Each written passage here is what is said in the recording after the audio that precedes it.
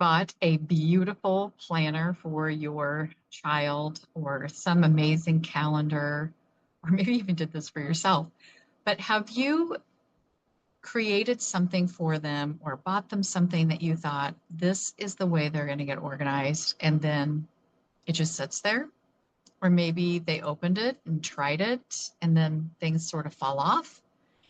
Most of the time, this isn't about your child not wanting to be organized or ignoring you or not respecting you or not caring about it. It's possible that this isn't the right fit for their personality. I want to talk to you today about how you find the right fit for the way they're going to be organized and the things that they need, and how I go about that with my own clients. One of my clients will be a senior this year in high school. And last year, she did a hybrid way of doing high school where she went to classes for in the morning and had, I think, 3 classes in the morning. And in the afternoon, she did online schooling for 3 or 4 classes. And she loved the freedom of this schedule. Her parents loved the freedom of the schedule. And everything seemed to be going well last year. And she and I were talking off and on about, what are you getting done? How are you organizing your afternoon versus your morning?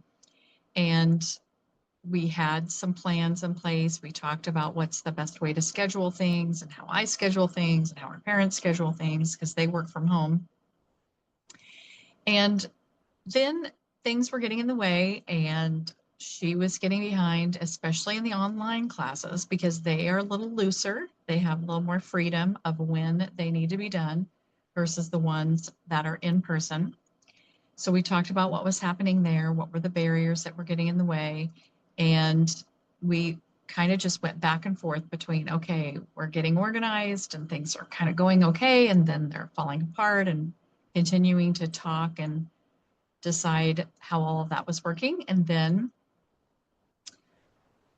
her parents and I talked about what was working, what wasn't working, and we decided to add body doubling. Now that, if you don't know what that is, that's where you either work in person with someone else, like you're both doing your own things and it's quiet, but you have a 25-minute time of focusing on the work and doing the work, and a 5-minute break, and then focusing for 25 minutes. You can do that for 90 minutes. You can do it for an hour. You can do it all day. It just depends on what you want to do, what works for you. And so we were doing a combination of, I body doubled with her online for an hour during the week. And then her parents were also body doubling with her at home because they have their own work to do. So she could be doing her work and they could be working alongside her. Or if you want to try this, if you want to try body doubling with your child, you could even be paying your bills, or you could even be scrolling on social media, as long as you're sitting quietly in proximity to your child as they work on things and you work on things, and you talk about what are you going to work on, what are they going to work on, and then during the break time you can talk about what you accomplished and what do you want to accomplish in the next sprint of time. So we were doing that and that was working okay, but there was still something missing. And this last week when we met, we finally figured out exactly what was missing.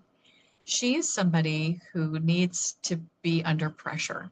Now, I've worked with kids for 35 years, and a lot of kids would tell me, I'm just not going to do anything until the pressure builds up, because that's what motivates me, is that pressure. I got to get this done by tomorrow. There's adults that have told me about the pressure thing before, and I get it. I probably work a little harder when there's pressure, but there are ways that you can build in your own deadlines where you don't have to wait till the last minute to have external pressure.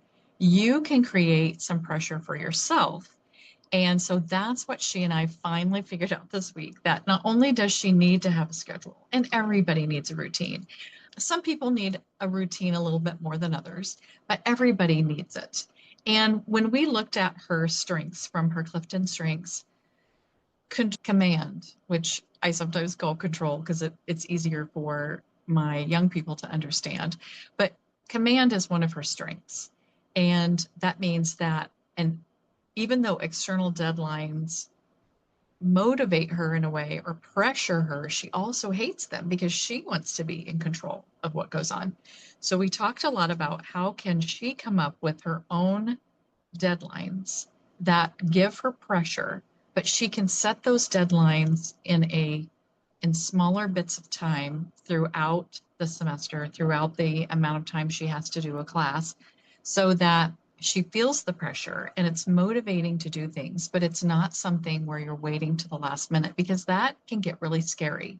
And she's been doing that a lot over the last few years of high school, where when the semester's getting close, that's when she really pours on the pressure. And it's worked kind of where she gets things done, but it's probably not to her best work. And it doesn't feel good to have everybody in the world mad at you at the end. Her parents were yelling at her, the teachers were getting mad. She was feeling bad about herself because she was waiting till the last minute, but she was also waiting because that was the pressure. And so we started practicing how can you do your own pressure. And so for this next school year, then we'll be able to fit in that. And because I keep telling her, you've got 1 year left of high school to figure out how do all these systems work best for you. So when you do go off and be independent in college and have a lot of crazy free time, what can you do about that? How can you'll already have figured out how to have these specific deadlines for yourself. Now, this is great for her because this is how her strengths and her motivation and how she works best. But every kid is different. And so you might have had the perfect plan for one of your other kids, or you have the perfect plan that works for you. And then you try to teach it to your child, and they're like, I hate this, or this doesn't work, or I feel confused, or I don't understand why this is a thing. And it's definitely a trial and error thing. As parents, we should be working on this forever, but especially all 4 years of high school, we should be helping and supporting our kids to figure out what is their specific, unique way of doing things. And that's what I do in the Resilient Launch. I work with your child for 3 individual sessions where we really dig into what are their strengths, what are their values, skills, and interests. How do we weave that into what has been already working for them? And then we also look at what's not working and what can we do differently in that area. And the only way that your child can figure this out is through personalized support. It's not a generic plan that everybody gets. Everybody gets their own plan about how to get organized and how to stay motivated and how to be confident. And it is different for every kid. After 35 years of working with young people, I came up with a million different plans because it has to work for that particular child. And of course, there are things that can be similar through different plans. There can be things that you take from one plan and then change this other part about this other plan. But it does take trial and error, and it does take trying it. And just because it sounds good, and just like with my client that I've had for several years, so I know her really well, different than just doing some individual sessions and then some group sessions. But these things can still be figured out, but it does take time. It takes time to practice it. It takes time to figure out what feels good, what doesn't feel good. Let's take this part of this plan and let's move it over to this other plan. And I love doing that with my clients. And so I would love for your child to be able to have this particular personalized support as they're going into this completely new transition in their lives. For those of you who pressure works best, and I know, like I said, there's adults who need pressure. And if you know this about your child, that pressure and that I've got to get this done tonight is actually what seems to be motivating them, you might realize that, or you might talk with them about how shorter sprints of time are actually might be something that would be motivating to them. So when I was talking about the body doubling and the Pomodoro timer, and there, you can actually get a timer that are free as an app. You can just create your own timer, maybe the 25 minutes focus time, especially if we're talking about a younger student. 25 of focus time might be a little long. If they have ADHD, maybe you need to make it shorter, maybe more like 15 minutes and then a break and then 15 minutes. They might need short deadlines. So help them when you can, when they're still at home, help them look at the whole picture. Like, what do you need to have done by the end of this week, this month, this semester? If sometimes there's semester long projects, depending on the class, and then go back and reverse engineer. What do we need to do this week, this month, this quarter, as we're preparing for this semester long project or semester long final that we have to study for? And how can we chunk that down into very doable, short term things that we can work on and study and do, and maybe taking little notes along the way. And then when you have that big final project, that big final test that you need to study for, you can look at these small chunks of things and see how all of those can go together. So that's some things that you might realize about a child or yourself if you feel like you need pressure in order to be motivated to do something. And remember, I'm sure I've talked about this in other podcast episodes, but motivation does not come from something external like a deadline. It actually comes from inside of us. So if we are somebody who pressure helps push us, then what are some things that we can do with our thoughts and the way we feel inside, and kind of come up with different things we could say to ourselves to feel that motivation so that we can consistently and daily work on things from a motivated feel, even though it's more crafted or created from inside instead of waiting for that, oh, I've got to get this done tomorrow.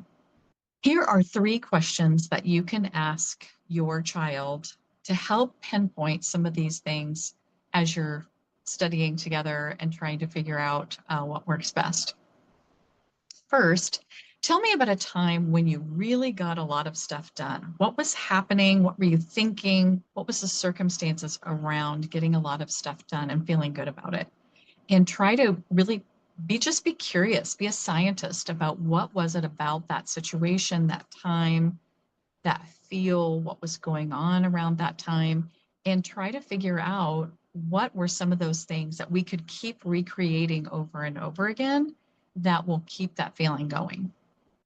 The next question is, what usually gets in your way? What are the barriers? What happens? What is happening in your life when all of a sudden you're getting behind? When you don't want to get out of bed, when you don't want to do the work? What are you saying to yourself? What does it feel like? What's happening during that time? What are some things? Just what are those different triggers and situations that get in your way? And then how can we plan around those? It's just like when you're going on a trip and you have your route figured out, and then, oh, there's road construction. Well, you don't just go home and say, well, forget it, I'm not going to go. Well, maybe somebody does, but typically you're going to find a different way around the situation. So, okay, now we have road construction. What does that mean? We take the detour. Um, if we know about it ahead of time, maybe we plan extra time to go around this detour, do the things. And so that's what we do when we're trying to be motivated to get work done. What are the things that are going to get in our way? Let's plan ahead of time. Okay, these things may happen, or these are the things that have gotten in the way in the past. And then how do we work around that so those things don't keep getting in our way? And what is the smallest version of this that we can test this week? So what is one step in the direction of this new thing we found out when we asked these questions? We decided when this barrier comes up, we're going to do this. What's one tiny way we could practice that this week? And what worked really well? What were you feeling? What were you thinking? Okay, how can we practice that thought and feeling today? How can we practice it this week? And what's one small way to do that so that when we do small steps, small goals, they're much more achievable and feel like, oh, we can handle this, instead of, oh, this is overwhelming and too much. So parents, be curious, not corrective. So ask these questions, really kind of get to know what makes your kid tick, what helps them to stay motivated, what gets them to get their work done, and then help them figure out the plan that's going to go around them and not what works best for you. And it's not necessarily a planner or a certain kind of calendar or really any system that already exists. You might have to create a new system. Or maybe it is like a combination of something that exists that you could go purchase and adding in some of these other layers. But you just need to be curious about that. Getting mad at your children for not being organized or not getting their work done does not help them to get better. Sometimes I think we see that punishment or yelling gets things done, but it's more out of a um, maybe a fear or just an anger instead of the real reason or the real way that we want them to get through these things, because we don't want them to have to be angry to get things done or afraid to get things done. We want them to do it from inside so that when they are adults and they're in college, they are doing it without us having to micromanage that. And we really can't at that point. So we've got to figure out ways to help them see what the plan can look like and help support them in that before they actually go there. I am inviting you, if you are a parent of a soon to be college freshman, or maybe they've already gone. I have heard of some students that are already there. But if you are a parent of a college freshman, I invite you to get help with this whole system. Like, how do I get my child to get things done and be organized and get through that first year successfully? Because it is a huge transition. It's a huge transition for both of you, but it's definitely the lead for them. And I would love to be the person to help your child and you through this transition and help them to be as successful as they can be. And your child doesn't have to do this alone. I think you've probably figured out in your own life that when you've gotten support from someone or listened to a podcast or read a book or figured out something and started trying a new way that makes you finally more successful or more organized or whatever, you feel so much better. And I can help your child do that. Sometimes they need to hear it from someone other than their parent, and I'm glad to be that person. And then I can let you know what we're working on in all of our different sessions so that you know what to reinforce or to what kind of questions to ask them when you do visit with them. Look for the priority list link because I am soon to be inviting 10 families to work with me, 10 college freshmen, and I want you to be one of them. So definitely get on the list so you will be the first to know when this is opening.